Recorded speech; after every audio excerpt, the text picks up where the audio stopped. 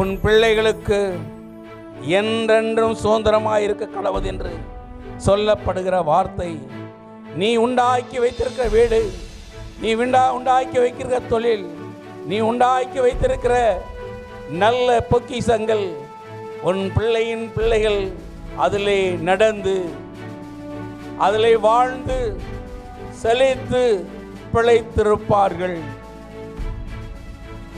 அதற்கு நாம் செய்ய வேண்டிய ஒரே காரணம், சத்திய மார்க்கத்திலே நிலைத்திருக்க வேண்டும், உண்மையான வார்த்தையிலே நிலைத்திருக்க வேண்டும், சத்தியத்தை பின்பற்ற வேண்டும். சத்தியத்தை நீங்க அறிந்து கொள்ளும் போது உங்க வாழ்க்கையிலே கோணான பாதை சேவையாக்குவார். அருமையானவர்களே, நீ உத்தம மார்க்கத்தாய் இருப்பீங்களா?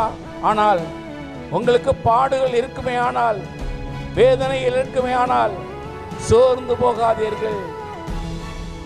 உத்தமமாய் நடக்கும்போது உங்களுக்கு கஷ்டம் தெரியும், ஆனால் அந்த நடந்து போகிற பாதையிலே அது ஆசீர்வதிக்கப்பட்ட பாதையாயிருக்கும்.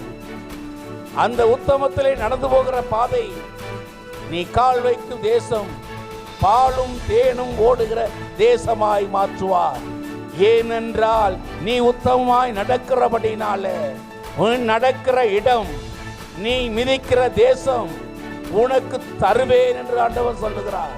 ஏனென்றால் நீ உத்தமமா இருக்கத்தான், ஏனென்றால் என்னுடைய வார்த்தைக்கு செவி கொடுக்கிறபடினாலே, ஏனென்றால் வார்த்தைக்கு பிரியமாய் நடக்கிறபடினாலே